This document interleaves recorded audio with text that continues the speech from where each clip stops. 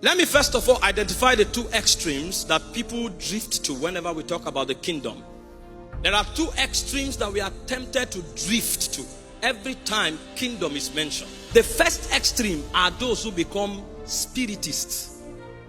Everything you say, they spiritualize it.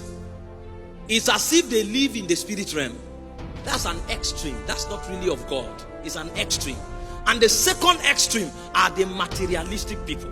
Every kingdom dimension you mention, they reduce it to materialism. If you call blessing, they are thinking car. If you call promotion, they are thinking office. These two dimensions are extreme position, and God fights them in every dispensation. If you take any of this extreme, you cannot walk with God. As beautiful as it may look that you are a spiritual man, if all you have is spiritism, you are not faithful. You are not favored of God. And if you are a material person, you don't even need explanation. Lust have taken over your operating system, and you are an enemy of God. These two extremes are not of God. In Luke chapter 12 verse 20, the Bible spoke of a rich man. He obeyed all the laws and principles of wealth creation. He was a wise man, diligent in his services, until he gathered his barn, and his barn was full. And he said, now my soul can rest. And God spoke from heaven. He said, you fool. That's the extreme of materialism. You fool, tonight your soul will be summoned. The second extreme is for the super spiritual. The super spiritual that call everything spirituality. In Luke chapter 16, you study the story of Lazarus.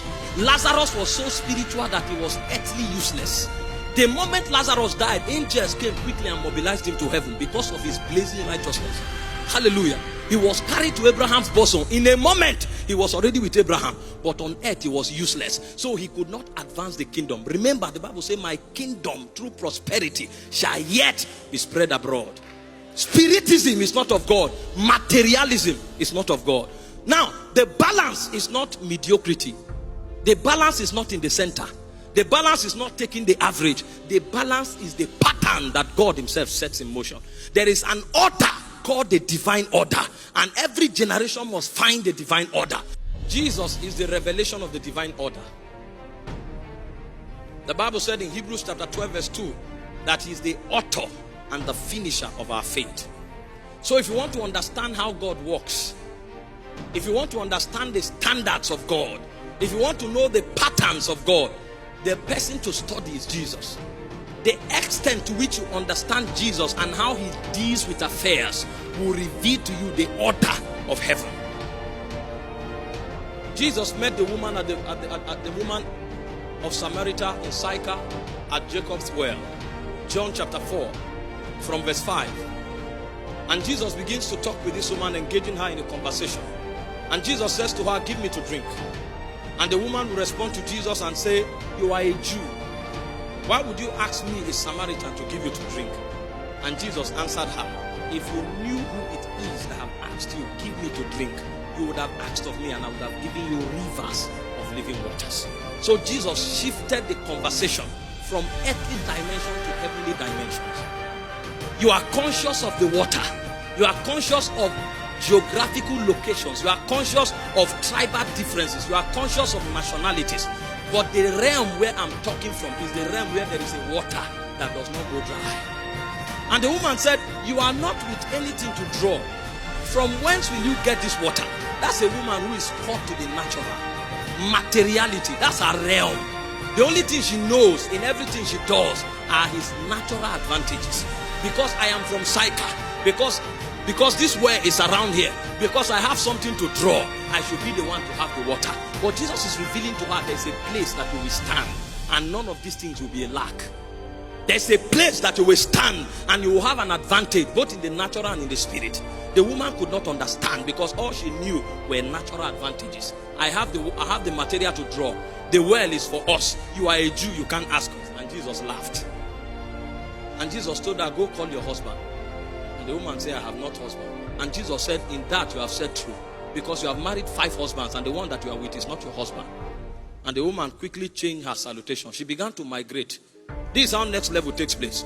At first, you are naturally oriented. Now she migrates and says, I perceive. Perception has come in. She's no longer functioning with data. She's now functioning with a spiritual advantage. Perception. I perceive you are a prophet. In all her dealings before now, perception was not a part of it. She only operates by information. She only operates by natural advantage. But now she's shifting because she's what? She's engaging Jesus. I perceive that you are a prophet. And Jesus shook his head. You have moved, but there's still a place. Some of you that all your advantage is your salary. After this conference, you will discover that it's not salary. You will move. Because when you engage Jesus, you will understand that there's an economy called grace. Grace has no regard for job. Grace has no regard for where you are from. Grace has no regard to your natural limitation. Listen, the disciples of Jesus were fishermen. They have no value in their dispensation. They were peasants, but they met somebody and they migrated. All of a sudden, their value system changed. Their confidence level changed. Everything about their paradigm was altered because they met a man that speaks from eternity. I perceive you are a prophet. And Jesus laughed. Jesus wanted to take her a bit further. And she now shifted. Her priority changed immediately. She said, our fathers worshipped. Worship was not part of her registers. All they knew was how to survive. But now she's beginning to hear a man that speak and have his voice echo from eternity. And the woman migrated from water. She came for water, but now she's talking worship, migration. She's no longer talking about water. Is the water necessary? Yes. But if I understand what I'm going to handle now, even water will be provided. That's why it says, seek first the kingdom and its righteousness. All other things will be added. She has migrated from water. He said, our fathers worship God on these mountains. But you say God should be worshipped in Jerusalem. And Jesus took her further. He said, a time comes and now is where true worshippers shall worship the Father in spirit and in truth. Why? Because you will no longer worship on the mountain, kingdom and its righteousness. All other things will be added. She has migrated from water.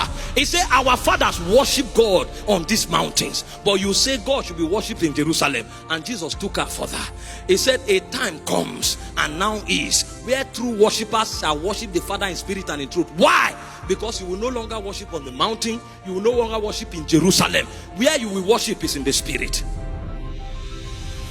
The woman got confused. And he said, well, when the Messiah comes, you have said something that I don't understand, and I don't know how we understand it. But somewhere in the archives that the Father has handed over to us, they say the Messiah have answer to every question. So when the Messiah come, he will tell me what you mean by spirit. And Jesus looked at her and said, I that speak unto you, I am he. Notice what happened. The Bible said the woman left her pot. That was what she carried to the well. But she did what? She left her pot and she ran into the city because her hunger was not water. What was pulling her was the voice of an evangelist that was co-opted into her creation from the day of heaven. She was designed to be a voice to her generation. The reason she subscribed to the way of water was because of scarcity of touching the things that were bordering on ordination. Now that she has found ordination, that water is people that will fetch for her. When you see a girl 15 years fornicating, don't be in a rush to quarrel her. There is something she's responding to. Is the emptiness in her soul. When you see a man of 35 without purpose, don't be in a rush to even advise. Let me tell you, the matters that go about people's life, they are patterns orchestrated by spiritual intelligence. The reason somebody will continue in a life without value is because the predominant source of influence is vanity. If you can talk to the ordination of that person, you will see a harlot become an evangelist. Jesus didn't advise her about her husband. Jesus only spoke to her reality.